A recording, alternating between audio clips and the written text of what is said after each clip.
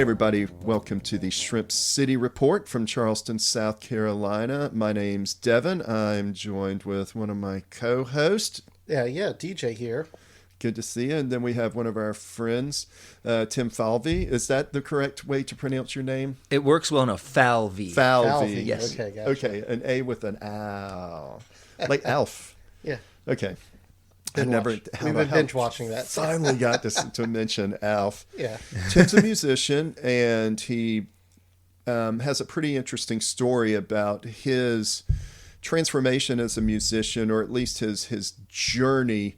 I first met him several years ago in Charleston on the Battery. My wife, Madeline, was a painter that was working down there. I used to see Tim play, and he was very gregarious, very friendly dude, cool music, and young Devin, you've seen the musicians down on the market a lot. Yeah, absolutely, yeah. I mean, a lot of times I say this with all the peace and love you can muster, but sometimes they can be forgettable. But, Tim was a guy, and then... It is a feast or famine workspace to work up there, You got to really put your nose to the grind of that. Yeah. It is. Anyway, we're going to get down into the deep and dirty about, frankly, busking and whatnot. So, Tim, where are you originally from? Born in San Antonio, Texas, to Okay. two Wow, U.S. okay. Air Force parents. Okay. Took me all over the country as a child. So on average, every 2 years, I've found a new home, a new city, new friends, new sports teams, new school. When you were at that young age, traveling a lot, attachments, was it harder to leave? Did you have brothers and sisters? I've got 4 siblings. Okay. Oh, wow, okay. 2 sisters, 2 brothers. Okay, so I guess sometimes that can be a unit unto itself. Yes. So the sibling attachment became critical for me growing up. Yeah. Primarily my 2 sisters. Right. And it was because of our bond that the relocations from city to city, state to state were manageable. Mm-hmm. I know traveling as a young kid's a little tough, especially, but were you happy you got to see different parts of the states and stuff like that? Absolutely. It wasn't my choice to move every so often, but it was an absolute adventure, gentlemen. Absolute adventure. Cool. Yeah, I mean, there's blessings everywhere you turn sometimes. So that's, I'm always interested in that. And I think that, of course, that had to shape also, like young Dev said, the environments, what you saw, Perspective, what you pulled in. You're a musician, okay? So did you play music at a young age? Were you into music, or did you play in high school? Did you go to college? Tell me about that. I was, as a child, an academic and an athlete. Mm-hmm. Okay, yeah. Art was for my sisters. Okay. It was foreign to me. It was a language that I could hear, but I wouldn't speak. Mm-hmm. Then college happened. Right. I'll say, and the spark occurred for me for artistry, and have hardly looked back since then. Yeah. Where'd you go to college? I went to the University of Notre Dame. Oh, wow. Go Fighting Irish. There we go. We have a play as a champion. Oh my today. gosh, how did I miss that? I know. Oh my Lord. Yeah. Go Irish. Yeah, Yes. Go Irish. Yeah, that's funny. So did you start with singing, or did you just jump into an instrument then? Simultaneously singing and strumming guitar. Okay. So it was guitar that taught me how to sing. Singing taught me how to play guitar, I'd say. Hand in hand. Cool. I guess we talk to musicians, and Devin usually likes asking this about us. When did you start writing lyrics, and when did you become comfortable with it? I would say I started writing what I would consider lyrics at the same time that I started Yeah. playing and singing. And it was journaling. It was poetic prose. And Yeah. And I think I noticed a little bit of that in your newsletter, or some of your bios and stuff. The impact of the poetry and prose. You said you really didn't get into it until college. Right. What sports did you play, and when did you decide to break away from that lifestyle? Right. I was primarily a soccer player. Okay. Oh, cool. So from when I could walk or run until the end of high school, I was playing soccer, but accompanied by basketball and baseball Right. as well. My forte as a young adult and a high schooler was distance running. Oh, okay. Yeah. The point in that was to try and stay in shape for soccer, though. Yeah, I understand. Yeah. I understand. So that is a good off-season sport, And of then course. The music, I mean, I never really gave up the athletics and academic stuff. It's just you moved on from college and you start working, and I played a few recreational sports teams here and there over the years, but it was always open mics that excited me. Get out of work or call in sick from work and then go play open mics. Just get really, really excited to be on a stage and on a microphone. So when you're learning guitar and singing and all that stuff, I've just done some basic bass stuff, and my dad's pretty much done everything under the wheel. What are your like instincts like to start practicing? Like, what music did you first go to? Whether it's folk or rock or metal, classic. What was your first songs that you tried picking up when you learned guitar? First song I ever learned was "Name" by the Goo Goo Dolls. Oh, yeah. In its actual odd tuning. And Really? the reason I was able to learn it was because it's an open tuning. I needed 1 or 2 fingers on my neck hand, and just strumming straight up and down on the body hand to make the sounds. Yeah. So pretty straightforward. Yeah. So for those that don't understand open tuning or whatever, I mean, it sounds challenging not just to go on the web and look up tablature, get some cool tabs, and start learning that way.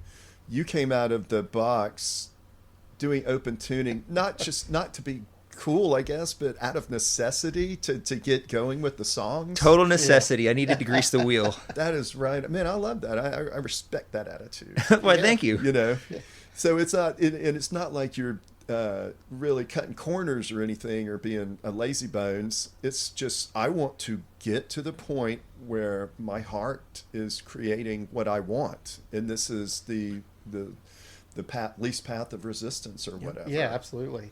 To create the sounds that make me feel is what I wanted to do. And this particular song was extra touching. Yeah. And almost homed right into it. It was a brother-in-law of mine, who was not my brother-in-law at the time, who showed me the rope on that tune, retuned the guitar for me, said, "Yeah, this is how you do it, Tim." And I thought, "Oh, all right, I've got this. Let's fucking run with this."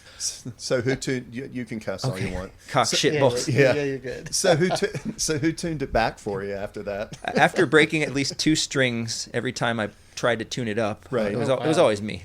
Oh my gosh, I did that so much early when I was over tuning, and I still can't play an instrument and really get the right pitch or get the right tuning. I am just a slave to my tuners. Yeah, I've tried a little bit to learn how to tune by ear over the years, but I don't have it.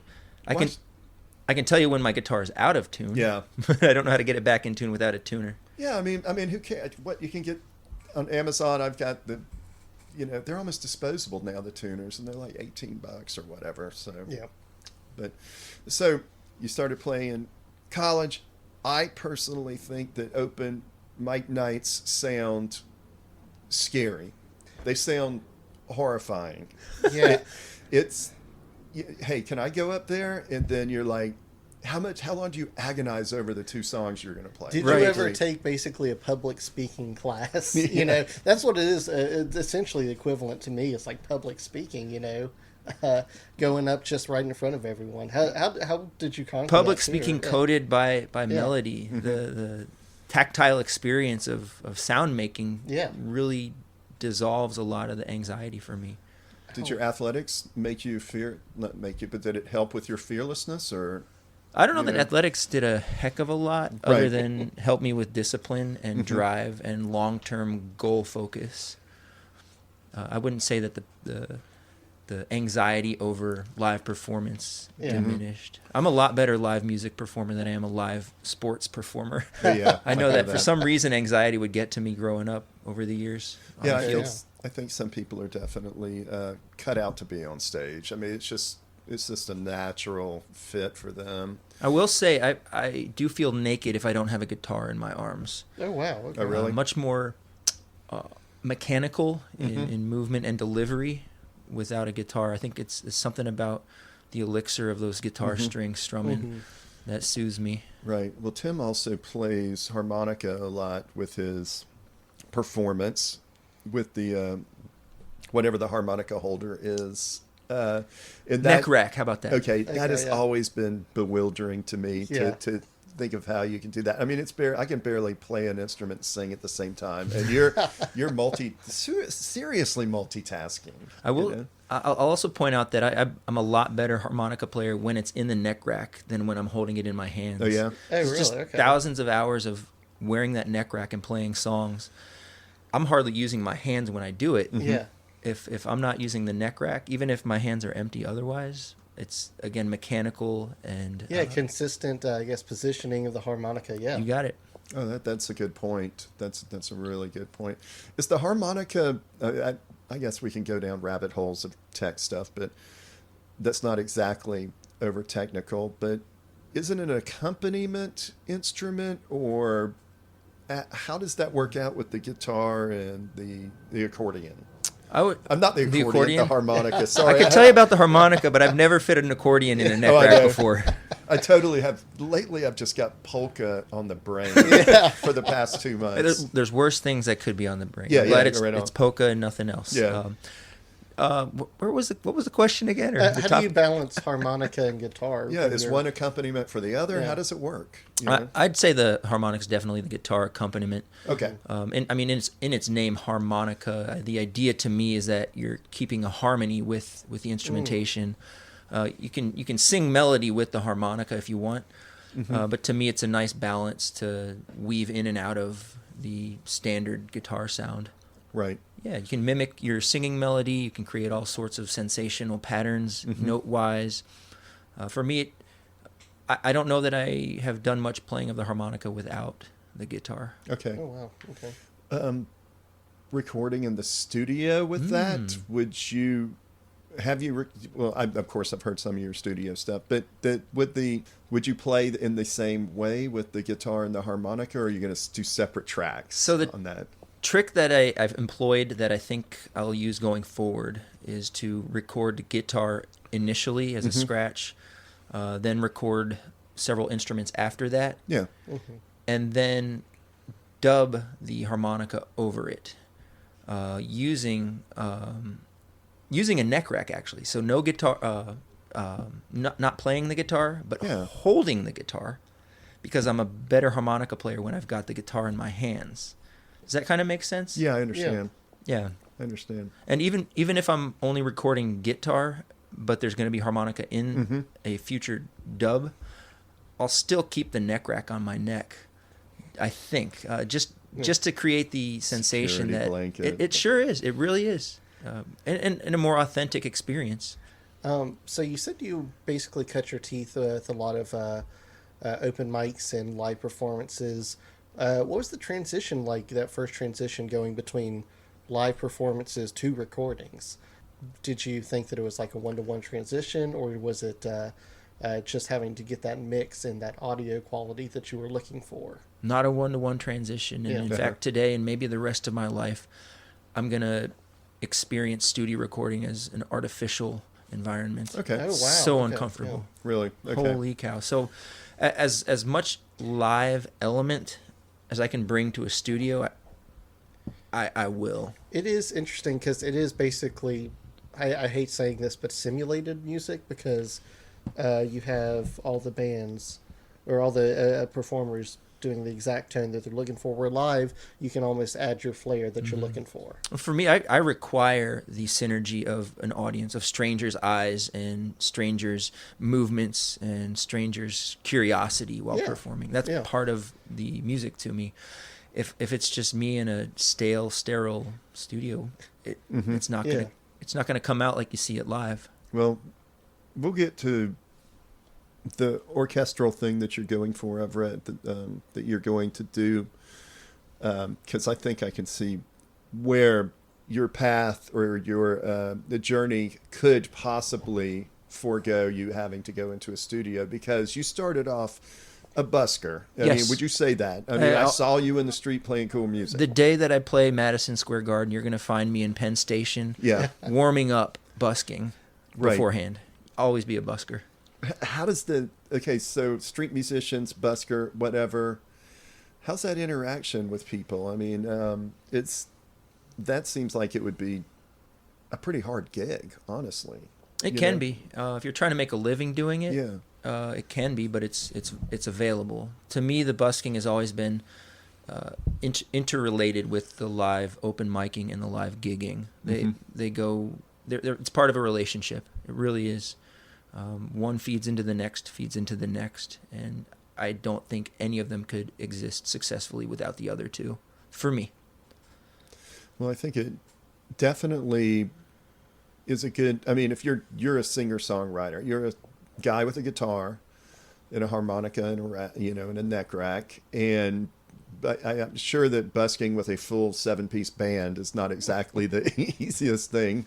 I guess people do it, right? Logistic. I've seen it. I've seen videos of it. I don't know that I could count on a 7-piece band to follow me through the subways of New York City you can't even do that on a daily basis. Band, right? So. But I think every now and again, my expectation realistically should be that a committed band that I'm part of should dive into the subway with me to make some noise. Ah, interesting.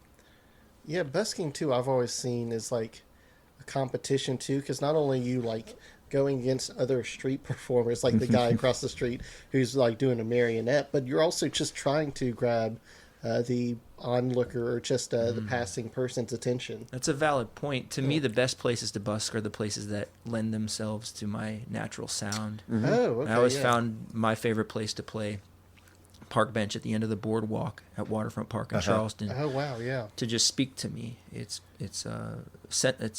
serene, it's poetic. Yeah. The volume level of my unamplified guitar, harmonica, and voice work very well in the space that I like to sit in. And the point people have when they walk through that space is to relax. That's a great point. I never thought about. Never have. I've never thought about wanting to select where you busk, or just like where you want to play. Kind of having that perspective and making sure that your audience is basically in the right mindset. I mean, and you're not going to put a heavy metal rock band in a coffee shop. Yeah. You're not going to put a dude in a guitar and a harmonica in a place right that's cacophonous and loud and just distracting, unless you've got an amp for them. Like, to me, it works great. Coffee house, cocktail hour, tone, music, poetry in a serene environment on the harbor with a park bench. Now you're starting to talk metaphysically and the entire spiritual vibe of playing, and the fact that you have environments that are not a stage or a studio or anything like that. You can actually communicate with us and tell us that. That's fascinating. I mean, that's like some Krishna stuff or something. Yeah. So I think it's fascinating that you did that, but at what point did you dabble with doing a full band? How many bands have you done? When you were first starting this, did you try that? I mean, surely. I'll start off by saying that the fiber of every song or poem I've written, the DNA of it calls for a full band. Okay, cool. It started off as sketching poetry, the idea that I'm going to sing it, I'm going to deliver it to the public with song, and I'm going to start off solo because I never did music before college, so I've got to be the spearhead to this. But again, keeping in mind the whole time that every little poem I wrote was going to be activated and actualized and manifest through a full band. So from the beginning, the idea, the vision was full band. I'd say 80 to 85% of all of my public performances have always been solo, however. Yep. That as a core and a foundation for future performances will always be there. I would say I've performed in I would say dozens of different, quote, ensembles since starting to play music full-time in 2017. That could be defined as full bands for one performance and then disbanded and moving on to the next performance. So if the vision was intended to be a full band, how did you execute on that vision, getting to the point that you wanted to be at? I did the best I could in the low country area of South Carolina. Right. Yeah. A lot of musicians, a lot of gifted musicians, a lot of active musicians. However, very few full-time musicians. Okay. Yeah. I had to use what was available, and to me that meant the hungry and driven and sensational artists who are weekend warriors or who have time after their 9-to-5 job to make noise with me. Right. Yeah. And I had to pick and pull from either different bands or different open mic groups to create ensembles when I wanted to play with a full band, because I couldn't find anybody half as dedicated as me to my own material anyway. Yeah. And I wanted to sing my songs. I mean, that is an organizational task, period. And then I assume, you're not just selling your songs, and I don't mean that as making money off of them. You're selling your songs. You want the public, the consumer, you want the folks to see you, but you're also convincing the rest of the people in the band. This is some good shit, man. Yeah. This is my vision and stuff. So it starts with one's personal conviction. Like I will die for this material, right, before it doesn't get played. And I think that's enough to convince somebody who's lukewarm about playing original music to consider playing along with. So yeah, definitely convicted and convinced about my own material. Okay. And it shows in my live performance as a soloist. Right. Let's take a listen. You sent it to us. You sent Reveille. Let's take a listen to that track that you sent me, and then let's talk about where it was recorded, because that's interesting to me. And tell us a little bit about the song. Sure. Gotta get up, yeah. Gotta get up, yeah. Gotta get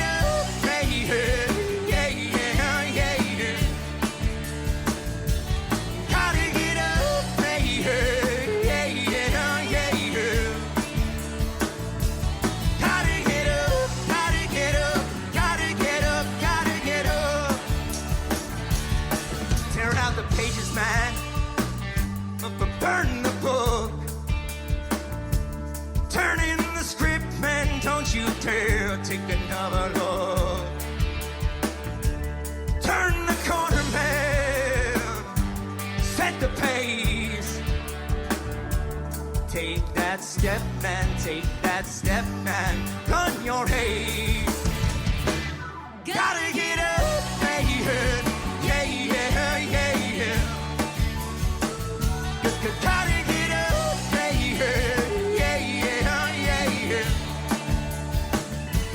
Gotta get up, yeah. Gotta get up, gotta get up, gotta get up, gotta get up. Rip!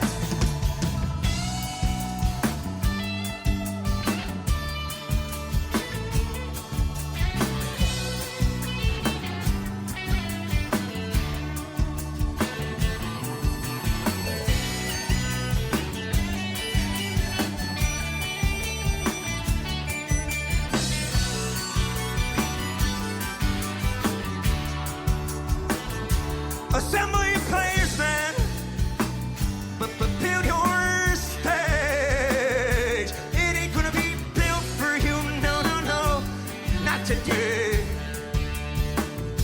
The bowels of the holy city of quaking hell. We don't ever know. Tell your story, man, tell your story, man. Sing your song. Gotta get up, yeah. Gotta get up, yeah.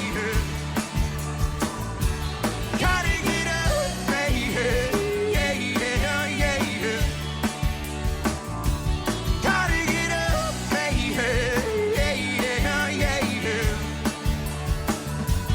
Gotta get up, gotta get up, gotta get up, gotta get up. Somewhere at the crossroads, near the corner of Calhoun and King, a young man dances naked in a pelting rain, and a squeaky street sweeper sings 5 a.m. a requiem for my bestest friend today. In the red and green logo light of a Reveille. Gotta get up, yeah.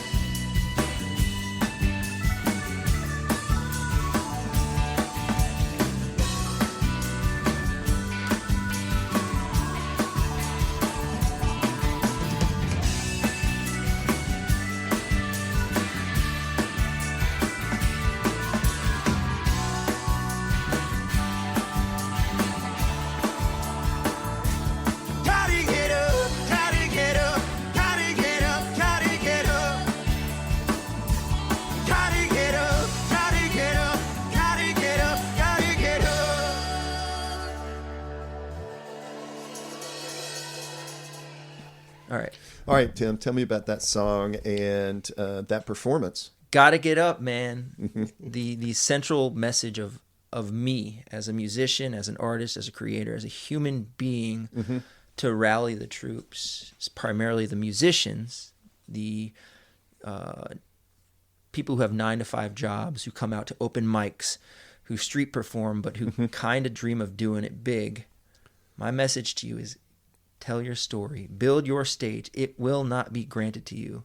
And it's easy for me to do that because my stage isn't granted to me.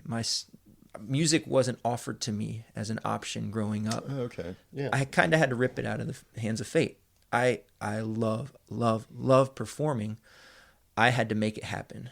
So my message in Reveille, which is the central message of all my music and probably will be for my entire life, is if you don't have a stage, fucking build it. Right. Yeah. Tell your story. So is Reveille best done with the full band? I mean, is that something that, I mean, it does seem like Get Up, Get Going. It does sound like it should be rocked out of the house, you know, so, or full banded. The opening song to the opera Carmina Burana is probably the degree of intensity that the ultimate version of Reveille will have. Okay. I'll let the listeners take a listen to that at another time. It's epic. The first note hits and it's explosive. A chorus, a 60-something person chorus backing an opera, backing a ballet, exploding from downbeat to awaken the audience is what that does. So yes, it'll be best, most effectively heard with a full band or an entire opera and philharmonic. Okay. You also mentioned, again, we were kind of going back to it. What is your ideal environment for listening to this music then? Because you mentioned before with busking, you have an environment with every song. So do you have a specific environment like that you think of when listening to this song? I do think an opera hall. Okay, really? Yeah. I do think an opera hall. Okay, wow. And I think every ingredient in a orchestra accompanied by ballet, accompanied by a chorus with opera singers, every element of that just it oozes out of Reveille. Okay, so you went to New York. You're currently located in New York. Did Uncle Tim's bench, the concept, the music, did that move with you? Tell me about Big Iron Echoes. Sure. Uncle Tim's bench exists and will continue to exist. It is tabled or paused, and it is evolving into what will ultimately be a production company, live production company, and a pseudo label for recorded music with a focus on developing original works by young artists who don't necessarily have an outlet or an opportunity to craft their songs into full band arrangements. That's what Uncle Tim's bench was for me. And it's going to focus on the Low Country. I believe it'll be headquartered in New York City. Yeah. But the model for what it will become already exists. It's exactly what it was for me. I used it as an incubator for my material to develop poetry into full band rock arrangements. Right. Is that part of the vision you have of? I was reading the orchestral. It's almost a collective of dancers, performance artists.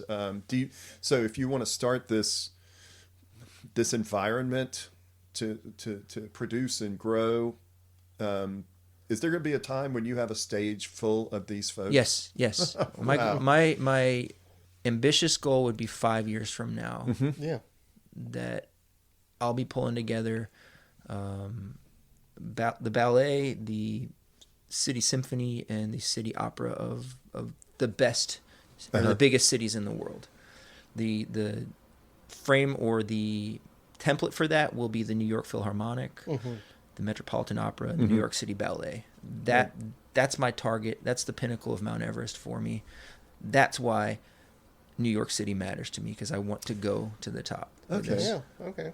So that was why he moved to New York. We love New York. Yeah. Hadn't been in ages, but it was, something neat around every corner. We found, remember that we went to Queens or whatever, and we found a really cool comic book shop that was at the end of the subway line Yeah. under it. And Yeah. it was like really amazing stuff. So it's, I guess the transition there. Have you lived in New York before? Never. I traveled extensively through it pre-COVID while carrying a backpack and a guitar around the country and also into Europe.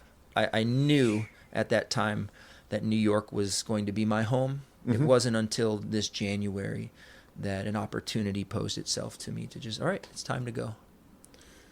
So is Big Iron Echoes the orchestral rock? What's the difference between that concept of Big Iron Echoes and Uncle Tim's Bench? You said Uncle Tim's Bench was the amalgam of all those folks. The Big Iron Echoes, you might want to explain that to me. I might have to clarify. So Yeah. Uncle Tim's Bench in practice over the course of 5 to 7 years. Right. And going into the future, its essence and integrity is that of an incubator for original music. Okay? So it's more of an idea than it is a concretized project.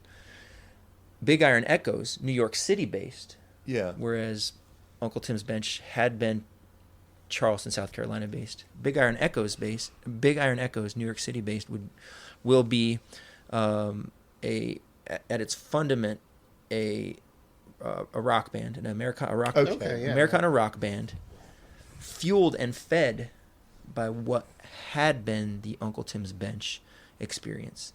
The ideas, the attitude, the material that was crafted through Uncle Tim's Bench, being the incubator, being the funnel.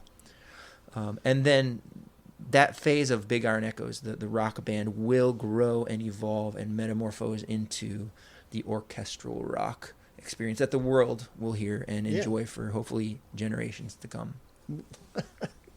I feel like saying, you really need to aim high. You have to have some Dream bigger. expectations. Well, Good Lord. here's the deal with this. So I think a lot, and I care to put into practice certain philosophies that I've developed or read about. One thing that matters to me in creating art is its sustainability, its lastingness. Beethoven, Swan Lake, Carmina Burana, right? People have been listening to and watching these things for a long time. I know, it's so timeless, that there is there are works that are timeless. And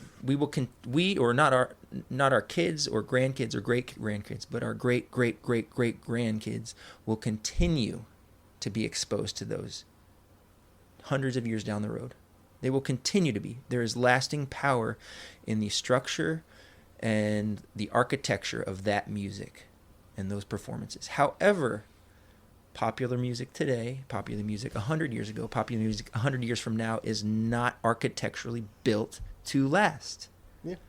What I care to do so that our great grandkids can hear my material alongside Beethoven, alongside Tchaikovsky. I care to pull the ingredients from formal classical music and performance and embed them and integrate them with my poetry. Right. Yeah. My simplistic poetic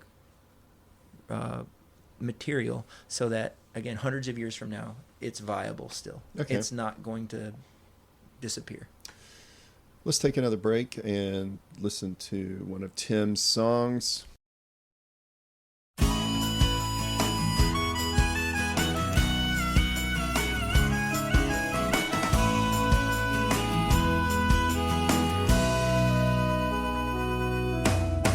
Step outside and smoke about it. Listen as you talk about it. Looking back, we joke about it, but bebop as I rock about it. Come inside and drink about it. I close my eyes and dream about it, honey. Do you ever think about it when you hear me scream about it? We were in one ear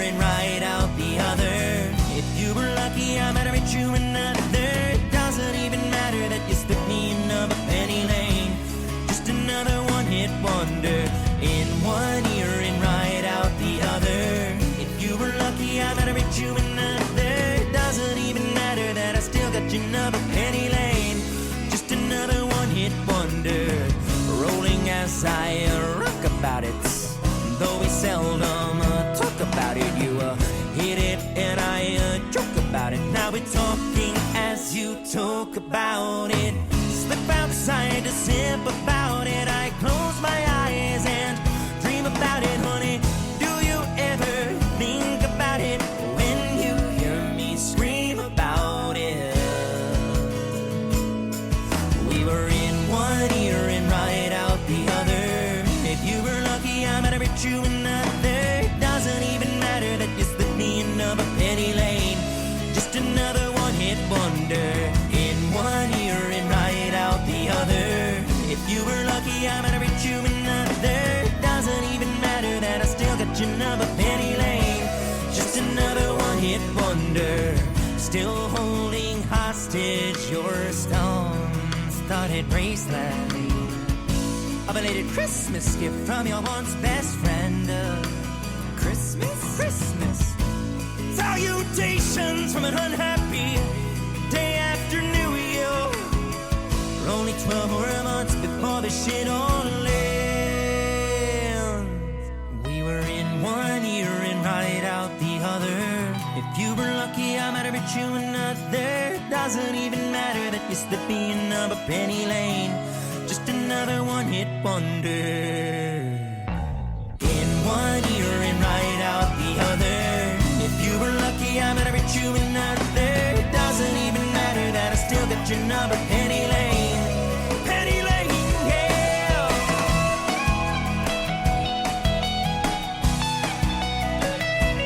Rolling as I rock about it. Rock about it.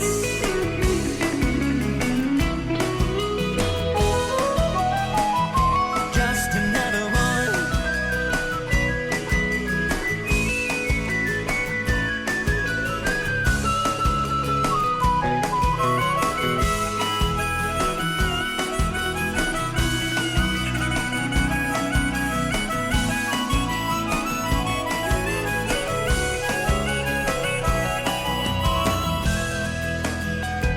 Where you going with that smile? Little cold outside. Couldn't help but notice. Step outside and smoke about it. Listen as you talk about it. Looking back, we joke about it. But bebop as I rock about it. All right, so how can you, with the aspirations that you have told young Dev and I, these big, giant dreams of having millennially lasting music, how can you write a song called One Hit Wonder? I mean, that doesn't make sense for us. You know, tell me about that. Well, it's drawing from the classical architecture of any symphonic piece. It's drawing from the lasting power of ballet, which will be here for eons. It's drawing from what could be the timelessness of an opera vocalist showing up or featuring at certain elements in a chorus for this song. Yeah. Okay. So the song, strip the song down. It's a story about a gal who never called me back. Mm-hmm. Yeah. And it's my reflection on what could have been that never was. Yeah. What was but could have been better. Uh-huh. With some tempo, with some melody, with some catchy lines and rhyme scheme. It fits a great Nashville formula for a folk song. Yeah. Chorus, melody, or rather verse, chorus, bridge, chorus, boom, you're done. Okay. So it's got those elements architecturally to it. I don't know how that one will draw and pull from orchestral ingredients, but I think a lot of it just has to do with rearranging what once was just a poem on a piece of paper, evolved into a folk song sung by one man, further evolved into duo and trio versions, and in a studio setting recorded with a either 5 or 6 piece group, and continue to develop and amplify and blossom that idea. Okay, what do we do next? How do we incorporate a string section? Okay, yeah, it works right there. Oh, it just so happens that I know a half a dozen hungry cello players and violinists who are itching to be on a pop track. Well, let's get them in here because they want to make noise as much as I do, and I've got a damn good story. Okay, now where and when do we pull in further wind instruments? We've got an electronic wind instrument in the track I just shared with you, but how do we incorporate a bassoon and anything under the sun, flutes, etc.? There are people in New York City who eat, sleep, and breathe this type of musical rearrangement lifestyle. I can find people in Charleston. I know people very well in Charleston who enjoy this stuff, but it is much more commonplace in a setting like New York City, where there are major universities who specialize in classical music arrangement, etc. Broadway artists and musicians left and right, hanging out at the same open mics that I would have been hanging out at in Charleston, but apart from, this collective of musicians left and right. And not to mention the classical performers and arrangers who work at Lincoln Center in New York City, home to the Philharmonic and the Met and the ballet. They're accessible there. So you would say definitely that New York has, not just musically, but artistically influenced you since your move. Definitely. Yeah. And I knew it would. It's not a shock to me. It's exactly what I wanted. Yeah. Oh, yeah. Just between Broadway productions and everything in the city, you're basically at the epicenter of it all. Yeah, gallery and the most renowned ballet companies in the United States. Yeah, the absolutely. Met, the opera companies and things like that. So, I mean, people are, I presume they're going there to get discovered or just to get into the scene or to learn. You're also getting everyone's experiences there. As yes, well. good point. Getting everyone's perspective too has to be great. Not just motivationally, but musically. It is a mecca for Yeah. creators. It really is. Let me ask you, this all sounds fantastic and inspiring. The day-to-day drudgery, the booking, getting shows, the Big Iron Echoes. I mean, Devin, look at this logo. That thing's rad. Yeah, I was going to ask. It's so Sky Captain-y and, like old-time Gotham, big new age or whatever they called it. But tell me about that stuff. I mean... It hasn't paid off yet, if we're talking finances. Yeah. Well, not finances. I'm talking about the uninspiring things. Oh. The booking, the shows, getting gigs, managing social media. Well, for God's sakes. it's part of the process. Yeah. It's required as an independent artist of any kind, music and otherwise, or any small business person. Right. My love is being on a microphone in front of strangers. I love it, love it, love it, love it. So every little phone call I make, and there can be dozens of them at times, every email I send, every newsletter I write, every cold call, every human interaction I have before or after, or even during an open mic or busking session or gig, I know that every single one of them fuels and nourishes the opportunity to be on a microphone in front of strangers making sounds. It's not necessarily fun, but there is an element of excitement to it. Like, oh, I'm building. I'm laying a brick. I'm laying another brick. I'm laying another brick. And I'm going somewhere. Right. And I fucking got this. Yeah. Let me get another brick. One more phone call or one more door to knock on. One more email. I mean, that perceived drudgery has destroyed tons of artistic careers just because of, the sweat you put into creating something. I mean, there's a lot of equal sweat that needs to be in just showing up, building it, coordinating it, getting buying the canvases, that's not fun. No one's going to build it for you. At least Yeah. no one built it for me. Yep. So I've got to build my stage, man. Yeah, I mean, one brick. If this interview is so far has proved anything, it's that you're willing to put in the work. Oh, Yeah. man. Yeah. If there were any more square inch of skin off my back to give to the cause, I would give it. But there's none left to give. Yeah. Like, I'm all in. Yeah. And if this doesn't work out, it's not going to be because I didn't try or because I wasn't gifted or because I didn't dream. It's going to be because I died early. That's the only reason it won't work out. Yeah. So what's your immediate plans? Upcoming events? What are you doing? Oh, the biggest, most exciting plan I have coming up is June 28th, a solo ticketed performance in the 115-seat off-Broadway Triad Theater in the cool. Upper West Side of cool. Manhattan. And my full-time job between now and then will be to push tickets, self-produced, or I mentioned Uncle Tim's Bench evolving into production company, production suite, all that stuff. Uncle Tim's Bench, as a concept, is producing the event. It's it or I at this point. I'm charged with marketing, was charged with booking, was charged with soliciting sponsorships, charged with selling tickets, charged with performing the event, charged with booking sound tech, all of the above. Again, under the name Uncle Tim's Bench as a production company. Yeah. That's just what we were talking about. There we go. The wrench turning. There you have it. You know. So that's cool. And it's you said June 28th? June 28th. So what is that? Is that a weeknight or a weekend? it's a Friday. Oh, fantastic. Friday in New York. We ought to fly out. Fly on out. You know? Fly on out. It's a dirt cheap flight direct from Charleston to any one of the 3 New York area airports. Yeah. Less than 2 hours. It's going to cost you more money to catch an Uber to the airport than it will to take the flight into New York City. Yeah. I'll make sure you get your money's worth. Tickets are on sale now on the Triad Theater website. Okay, cool. We'll link to that and everything. I look forward. I'm so glad we got to talk to you again. I've been a fan. I mean, I'll just flat out say it. And when you played at the Music Farm, that was badass show. A good old time. Man, that was really good.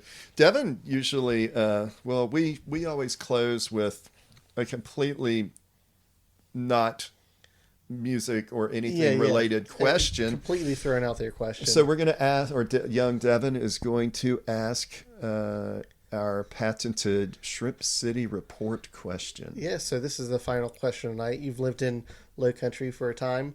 What's your favorite way to eat shrimp? With my mouth. All right. Dang it, we finally got someone to say that. Finally got someone to say that. You were expecting it. You were banking on it, huh? No, I don't know. You know, we've had the Alfredo, we've had the People whatever. People whose uncles own shrimp boats. Yeah. Don Merkel is such a lazy person. I hope you're listening, Don. That he doesn't even peel the shrimp sometimes. Oh, yeah, he just eats it right off. I am curious, but I'm not going to ask any questions. No, he's a mensch, so he won't mind telling about us. Well, thanks for coming. We're going to promote the hell out of. I love you, Shrimp City. Yeah, thank you very much Gentlemen, for coming by, Devin and Devin. Yeah. Ciao, and have a blessed week. Thank you. Thanks. Thank you, guys.